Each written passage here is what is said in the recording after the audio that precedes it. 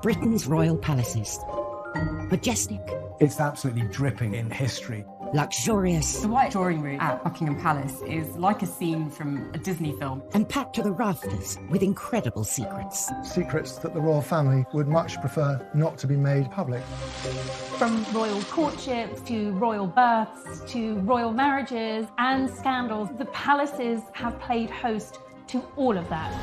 This series goes behind palace walls. The royal palaces represent the monarchy and have incredible history. We'll learn how these iconic creations were built. 16th century kings built with brick in a way that we wouldn't recognise today. This is George IV leaving his mark on the centre of London. Uncover the spectacular palace art housed within. The royal collection is vast, and I mean vast. It has more than 1 million objects spread across all of the royal palaces. Just imagine what has been collected over centuries. So this collection is unlike any other collection in the world. Discover their gruesome stories. It's an amazing insight into the royals' history, but also our common history. Frankly, if you're going to cut the head off a king, it's got to be done in a palace. And relive the recent events that shaped the modern royal family. The whole case was an absolute fiasco and a huge embarrassment. The Queen was particularly aggrieved that Harry had done it in the way that he had. This is The Secrets of the Royal Palaces.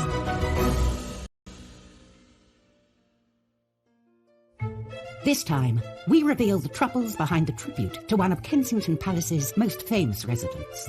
The sculptor has to please every single one of Princess Diana's billions of fans, but also 2 royal princes who are very used to having things done their own way.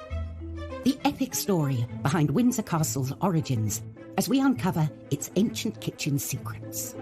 The food that was made there has fed all kinds of illustrious figures from history. We discover hidden treasures inside a palace within a palace. I mean, this dollhouse, you actually wish that you were miniature so you could go live in it. Explore the mysteries of the strange Balmoral Pyramid. We don't really know who made it, where the materials came from. It just seems to have appeared. And reveal the shocking measures taken to protect a queen in palace isolation. If you break this 16th century lockdown, you will be killed on the gallows. The United Kingdom's royal palaces have a unique power to capture the imagination. Palaces are places where big events of state, big moments in our nation's history happen. And I suppose we've all grown up with this idea of castles and fairy tales and palaces, and you want to see inside the palace walls. So when you actually do get to go inside, it's really Kensington Palace and Holyrood. The buildings themselves are amazing. There's no other country which has this incredible catalogue of its history, of this astonishing institution. One royal residence alone attracts 1.65 million visitors a year. The granddaddy of them all, Windsor Castle. While it may not be called a palace, for over 900 years this fortress has been a home from home to Britain's royalty.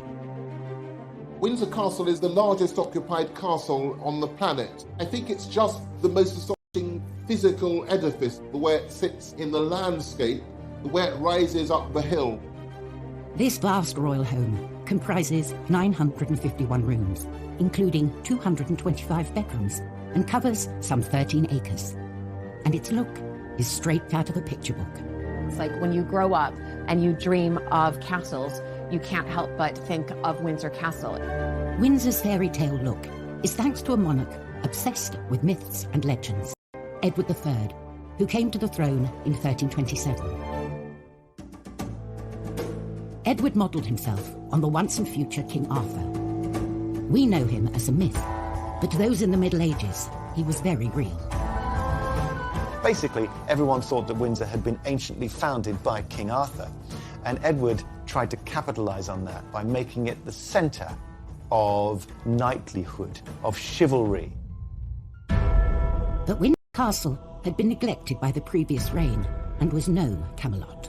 What Edward III inherited was partly burned out, it was partly in decaying, and it was badly planned. Edward set about transforming Windsor into a palace fortress on a monumental scale. But finding a workforce to build it wouldn't be easy. England was emerging from the grip of the bubonic plague. The Black Death wreaks havoc. It wipes out a third of British population, a third. Let's just bear that in mind, what that actually means. It means it's extraordinarily hard on a practical level for the king to get workers to Windsor. And so he sends out sheriffs to round up talented masons and carpenters, all to come back to Windsor to work on making his castle bigger and better. From 1359, a chronicler says that almost all of the carpenters and masons in England were working on this site. He spent £44,000 creating the basis of a revolutionary palace which had an enormous facade uniting a hall and chapel into something altogether more monumental than had gone before. By 1365, the building works were complete, standing tall at a cost of 22. By the end of his reign, he transformed Windsor into a new type of palace. It was no longer merely a castle with lodgings, it was a palace. And the upper ward had become part of a super fortress with a monumental palace at the heart of it. Every subsequent monarch has some relationship back to Windsor. It is that story of continuity after Edward III's rebuilding which makes it so remarkable. Windsor, the oldest and largest inhabited castle in the world, is still home to around 150 people. Another palace, Kensington, accommodates so many royals, both major and minor, that its family nickname is the Aunt Heap. One of Kensington's most famous and best-loved residents could soon be immortalised here. In 2017, the historic sunken garden at Kensington Palace was transformed into the White Flower Garden in celebration of the life of Princess Diana. We know that Diana was a huge fan of the gardens at Kensington Palace and would stop by after her morning jog to speak to the gardeners, particularly in the sunken garden. For Princes William and Harry, it's a special place too. William and Harry have got bittersweet memories of Kensington Palace. They loved living there with Princess Diana. She really made an effort into making it a home. And it was incredibly touching to see that Harry and Meghan chose to announce their engagement in that exact spot, a nod to Diana and her being part of their celebration. 20 years after her death sparked national mourning and a sea of flowers outside Kensington Palace, William and Harry commissioned a statue of Diana to cement her legacy, an honour almost exclusively reserved for kings and queens. At Kensington Palace, there's a lovely statue of Queen Victoria in her coronation robes, but amazingly enough, it's made in marble by Queen Victoria's daughter, Princess Louise. So if Diana does emerge there as a statue, she'll be in very distinguished company. Creating a fitting tribute to Princess Diana can be tricky to get right, as previous attempts demonstrate. There are some very, very bad Diana statues out there. They haven't really captured Princess Diana as I think the family would want her to be captured. Whether they're made from marble or marzipan, from the sublime to the ridiculous. There's a whole army of Diana statues in China, and who can forget the incredibly tasteless half-naked one that used to be in Harrods at the bottom of the stairs, barefoot with her and Dodie Fayed both releasing a bird into who knows what. Trusted not to add to this list, renowned sculptor Ian Rank-Broadley was given the commission because his design of the Queen adorned every British corner. So he is aware of how to tread the line between an authentic, genuine representation of someone and perhaps slightly flattering a royal ego or two. He's renowned for making very lifelike effigies of people, often naked, but that probably wouldn't be happening in Diana's case. It's a difficult commission because I think she's a very, very hard person to capture in a sculpture. She was so vivid. The sculptor has to please not only every single one of Princess Diana's billions of fans, but also two royal princes who are very used to having things done their own way. All this may go some way to explaining why the statue has yet to materialise. Now, it's 3 years since the boys commissioned this statue. One wonders what is going on. We don't know whether the delay on the statue is it funding? Have there been second thoughts? Do the brothers disagree about the design? And is this further evidence of the fractious relationship between the two of them? The latest news is the statue might finally be unveiled in time to mark what would have been Diana's 60th birthday in 2021. She was arguably one of the most famous people ever to live at Kensington Kensington Palace, so I think it makes complete sense that you would honour her with a statue in the place that was her home.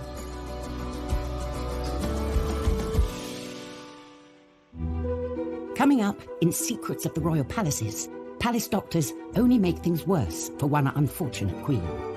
She's sick, she's being treated with hot irons on the forehead, her feet are being baked, it's utterly torturous.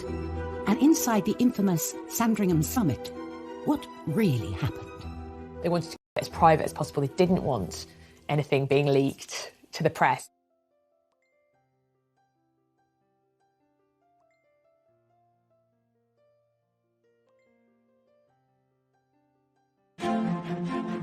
Britain's famous royal palaces, from Buckingham Palace to Holyrood, are homes, workplaces and living monuments.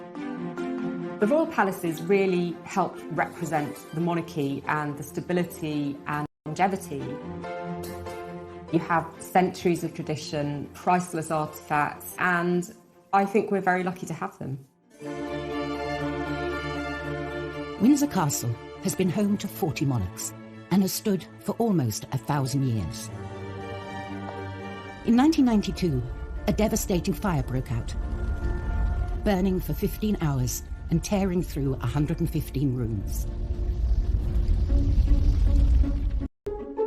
Out of the ashes came extraordinary architectural discoveries. In the Great Kitchen, a 19th century plaster and wood ceiling went up in. The archaeologists moved in and used dendrochronology, the science of dating timbers by their tree rings for the years of growth. They revealed something quite extraordinary, that this, in fact, was mostly original to Edward III's building. It had been there for 650 years, and all of the thousands of meals that had been prepared from then until now had been spanned by this astonishing structure. As the kitchen was restored, this medieval wooden roof was allowed to shine through. It's so impressive as a piece of engineering. It had to span a building 80 feet long by 26 feet wide, the equivalent of a great hall in most major medieval houses. It's a very innovative type of construction which allowed the central section to be lifted to let light in and soak out. This discovery makes this one of the oldest working kitchens in the world. Quite amazing that centuries and centuries of cooking have taken place there. And of course, the food that was made there has fed all kinds of great illustrious figures from history. The kitchens in a castle, in a royal palace, are the beating heart of that palace.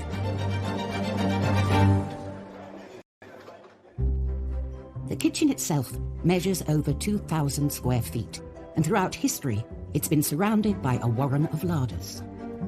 The Great Kitchen was supported by the early 16th century up to around 19 kitchen offices. And these included things like the spicery, where you knew where things like cloves were, and saffron and cinnamon, if you could get it. And there were words strange to us today, like acatree, which is a place where you store hunted goods, where you'd hang birds, rabbits, for example. All of these had to have different conditions for their storage and preparation, but they had to combine in such a way that the kitchen was a well-oiled engine for the delivery of food.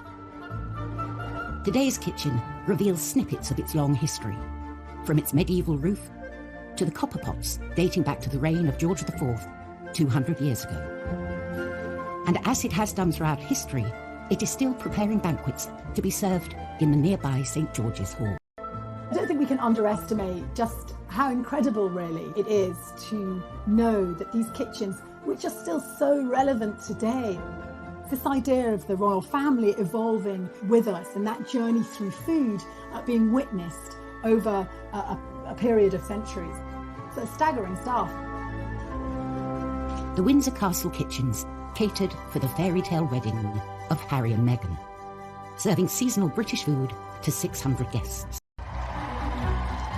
The honeymoon, though, did not last long before rumours Sandringham was the venue for talks that would decide the future of the monarchy.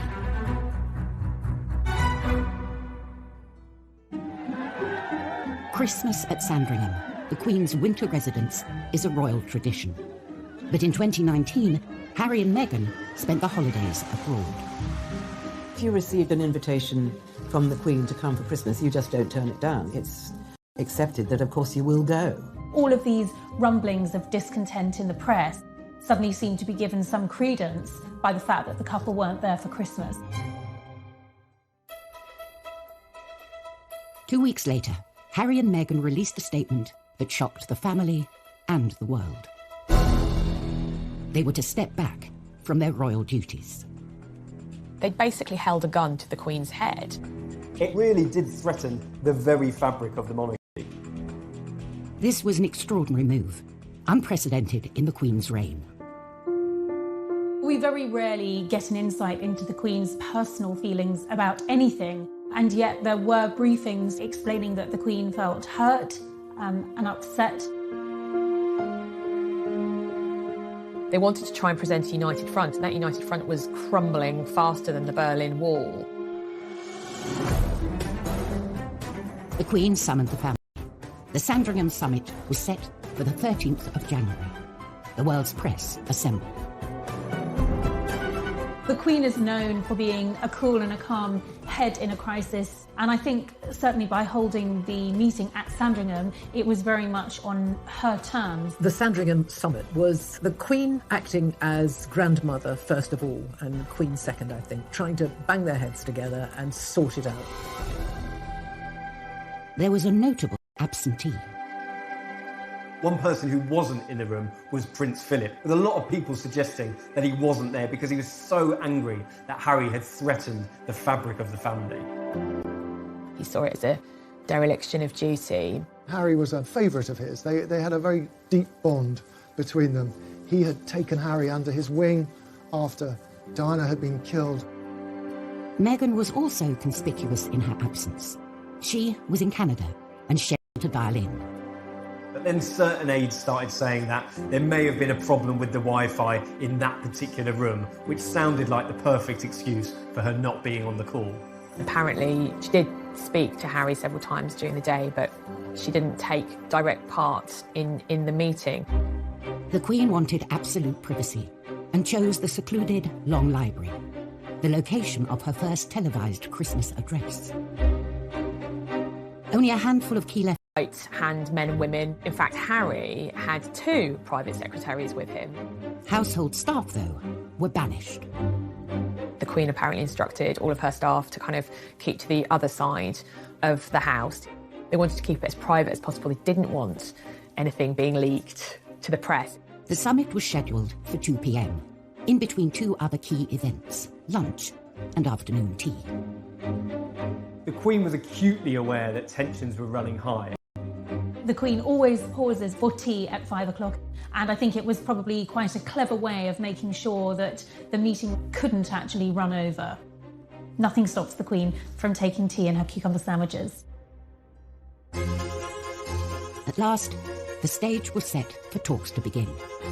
I think the atmosphere was really quite tense.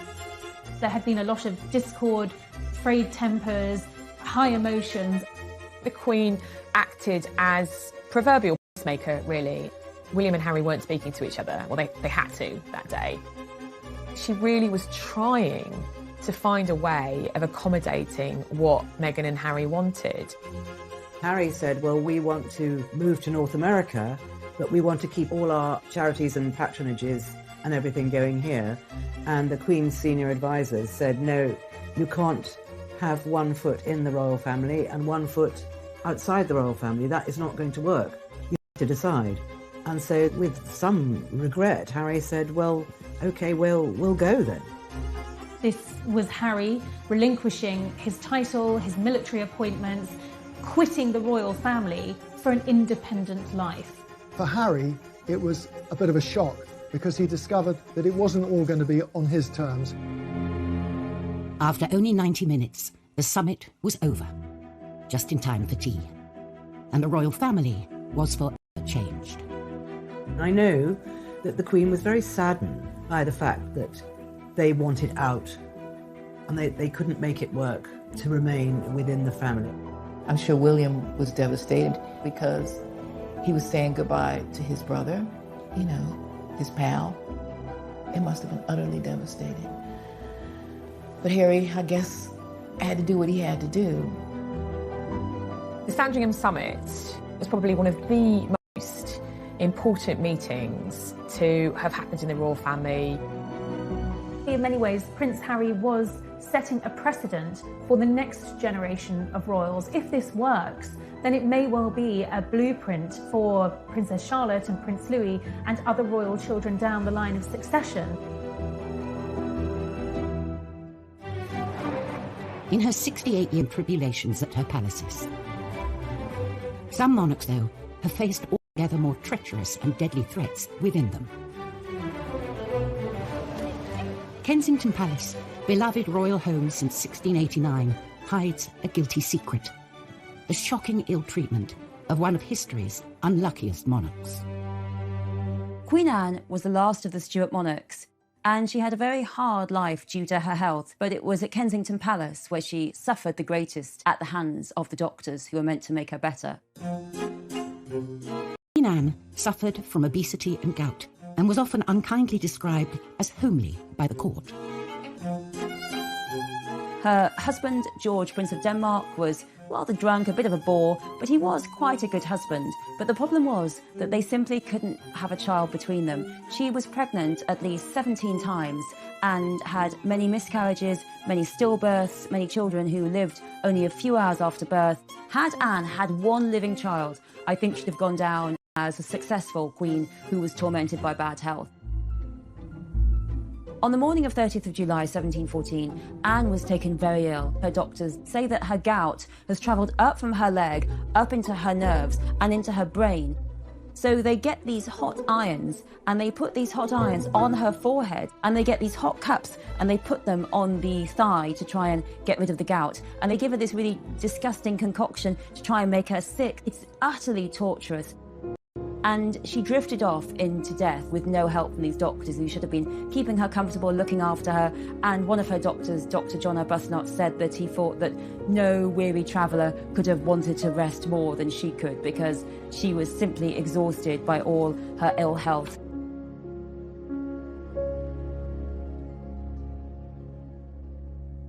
Coming up on Secrets of the Royal Palaces, we reveal the luxuries inside the world's tiniest palace.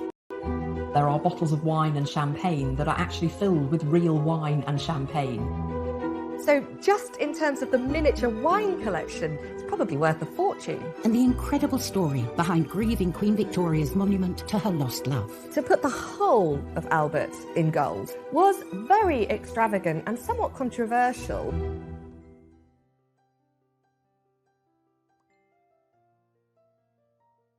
Royal palaces are more open and accessible than ever, allowing us a glimpse behind the gilded curtain. And every artifact tells a story. There are more than 1 million pieces in the Royal Collection. It's the largest private art collection in the world. It encapsulates the history of our nation and of the monarchy. And every sculpture, every vase is precious and priceless. In Windsor Castle's collection, there's a perfect snapshot of royal life 100 years ago. Queen Mary's doll's house.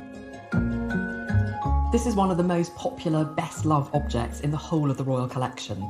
It's a doll's house version of a palace. And that might sound like something for a child to play with, but this is absolutely not a toy. Built in the 1920s, the doll's house was an inspired present from the king's cousin, Princess Mary Louise, to his wife Mary.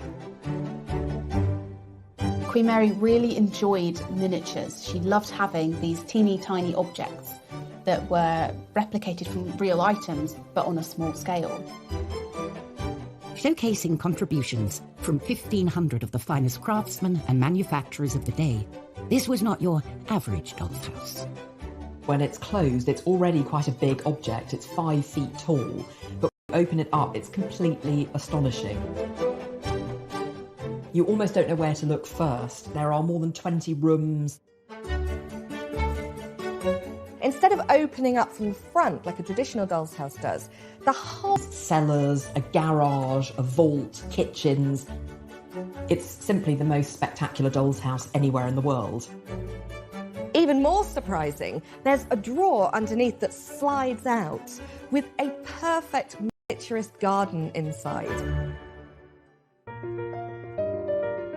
Each room of this idealised palace is a treasure trove. Real objects from Windsor Castle were painstakingly replicated at a 1:12 scale, including more than 700 paintings. Artists were sending in copies of paintings they knew were in the royal collection, but they're done on a 1/12 scale with all the skill you see in the original. Real jewellery makers and goldsmiths were actually employed to make this miniature version of the crown jewels. The library would be the envy of any book lover. There are over 500 miniature books in the library, and these include everything from the complete works of Shakespeare to the Bible. From chandeliers and intricate woven carpets to vinyl records to doorknobs, no detail was too small.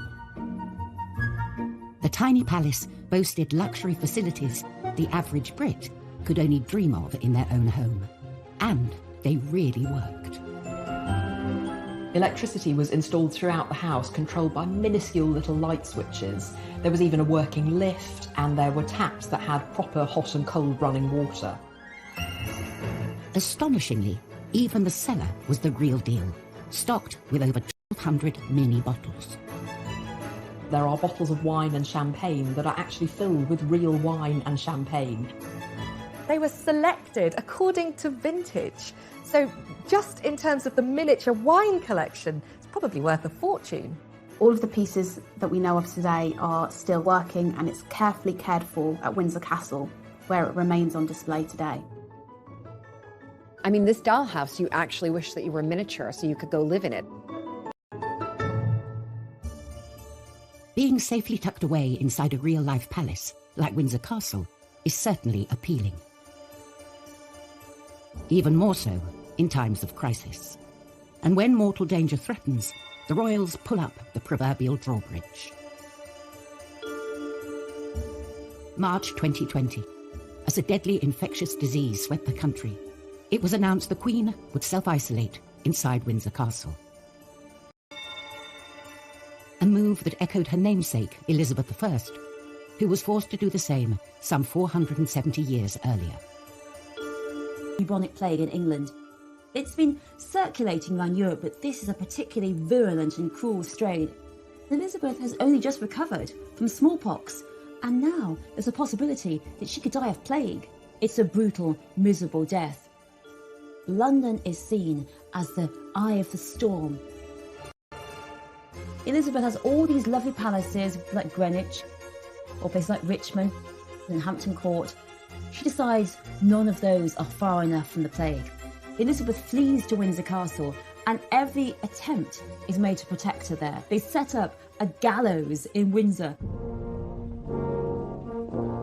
And that gallows is for any Londoner who tries to flee from London and go to Windsor, because they are thought to be carrying the plague.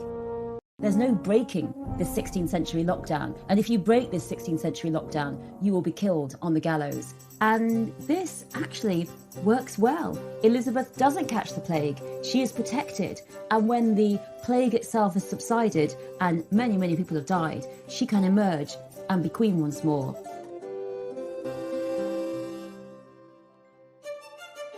One famous monarch who lived and entertained at Windsor Castle was Queen Victoria. In 1861, her beloved Prince Albert died here and was buried in a specially built mausoleum. It was not Victoria's only memorial to him. A stone's throw from Kensington Palace, Victoria's childhood home, is a gleaming golden giant. It's very bright and golden and slightly gaudy. A monument to Victoria's love for her lost husband. The Albert Memorial is Britain's Taj Mahal. In the autumn of 1861, Prince Albert was diagnosed with typhoid, and he died just a few days later. He was only 42, and of course Victoria was completely devastated. Thought soon turned to providing a suitable tribute for Albert. Apparently, Prince Albert left instructions that there should be no memorials to him whatsoever. So Queen Victoria obviously ignored that. This memorial would be far from humble. The Queen gave the commission to star architect of the day, George Gilbert Scott. George Gilbert Scott was a pioneer of the neo-Gothic movement. It was a really radical period of architecture and art, looking to the medieval past, to vaults and arches and those sorts of colours and sensations that you get inside a great cathedral. And his vision for Albert's memorial spared no expense. His plan was to build a sort of, and it would have these enormous granite steps leading up to a massive oversized sculpture of Prince Albert. This vision did not come cheap, and a major chunk of Scott's budget went on some serious bling. With all the sculptures, you might see gold gilding used on the face, but to put the whole of Albert in gold, to have him completely gilded, was very extravagant and somewhat controversial, but Victoria loved it. Everything about the memorial coming together was supposed to show Albert as cultured, as visionary. He's sat there holding the plans to the 1851 Great Exhibition, which he himself helped to organise and put together. The memorial would be surrounded by imposing sculptures, celebrating his passion for the British industrial age and the rapid expansion of empire. On each corner, you have the 4 continents. You have Asia, Europe, America, Africa. Then you have monuments to really the things that Britain were founded upon: manufacturing, commerce, agriculture, and engineering. One of the most interesting things, I think, about the memorial is actually what lies underneath. There are 868 brick arches, which look like a sort of catacomb in a honeycomb shape. It's a complete feat of engineering, and it supports this enormous set of granite steps above. The Albert Memorial took 10 years to complete and was finally unveiled in 1872.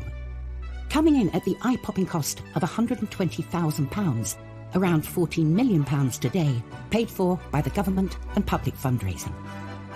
It's a really hugely ambitious memorial. It's about a vision outwards and forwards. But I love the fact that it's also, on another level, a really intimate gesture of the deep love and the lovesickness of Victoria after Albert's death.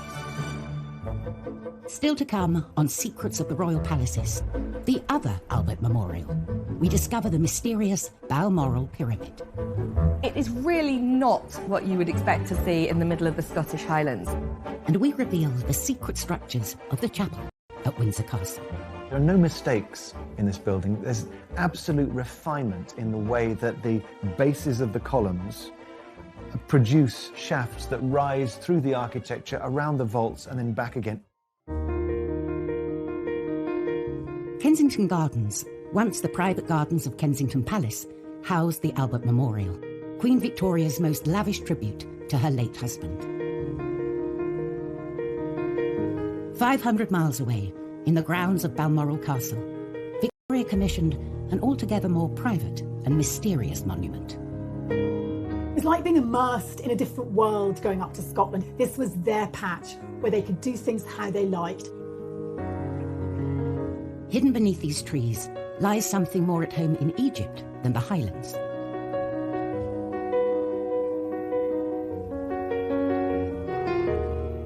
A stone pyramid, so strange and so puzzling, it still raises questions today.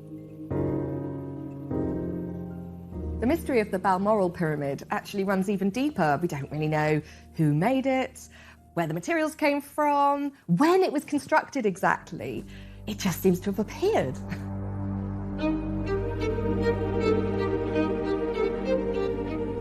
It's a pyramid of rough-hewn stone built into the ground. It's completely unembellished. It looks ancient and it has a kind of solemnity, quietness about it. Totally different from the Albert Memorial in Kensington Gardens.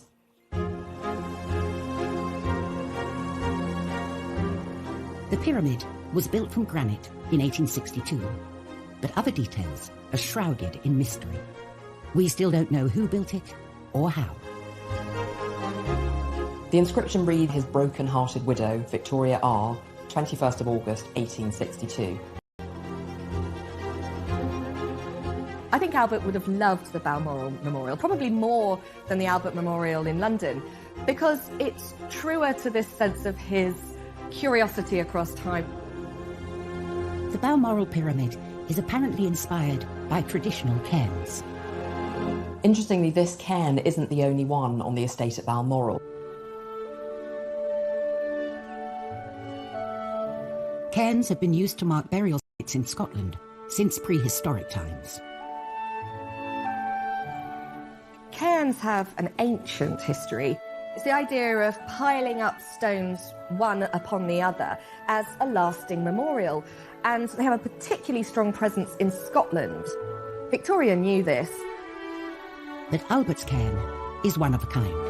The thing that's different about the Albert one is it is very smooth. Its simplicity and its symbolism is so powerful. I think just the fact that they're located away from everybody as a place where Victoria could privately remember her husband too, there's something very powerful about that. Victoria's preoccupation with the afterlife was not unusual. Religion and monarchy are inextricably linked. A royal chapel is as important to any palace as a banqueting hall or shiny gates. All royal chapels, though, were not created equal. Within the grounds of Windsor Castle stands an extraordinary building. It's the place where the royal family mark some of the most important moments in their lives. St George's Chapel, I mean, it's almost a joke that it's called a chapel. It's a thumping great building, and it's the first thing you see, literally, when you arrive. And it's one of the most stunning spaces within all the royal palaces. This is the kind of show-stopping piece in that fortified citadel. The chapel was the brainchild of Edward IV, a Yorkist king who seized the English throne during the War of the Roses. He'd won the crown, but he realised his palaces were missing something important. Edward IV had a big problem, because where was he to be buried? Where was his family to be buried? Westminster Abbey had been the traditional resting place of English monarchs, but it was filling up. Edward set about building a new royal burial site at Windsor. He wanted a place where he could ultimately be laid to rest, but importantly, his family, his dynasty could be commemorated. Edward died in 1483, and although he never saw St George's Chapel finished, he was the first to use it. There are no mistakes in this building. There's absolute refinement in the way that the bases of the columns produce shafts, rise through the architecture, around the vaults, and then back again. It is a work of utter refinement. It's heartbreaking in its beauty.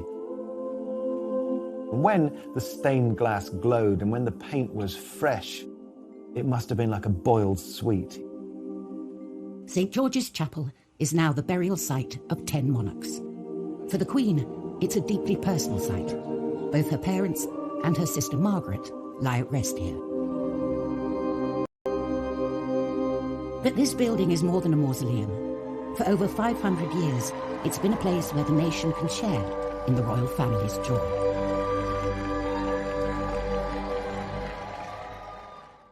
Next time, an undercover journalist infiltrates Buckingham Palace. He even served the Queen and the Duke of Edinburgh their breakfast. Royal emotions run high in a family feud over Sandringham. The Queen Mother was horrified that a house that she loved might be threatened with demolition. And we uncover Windsor's own Da Vinci Code. Can you imagine the changes that might have come about had we discovered them earlier?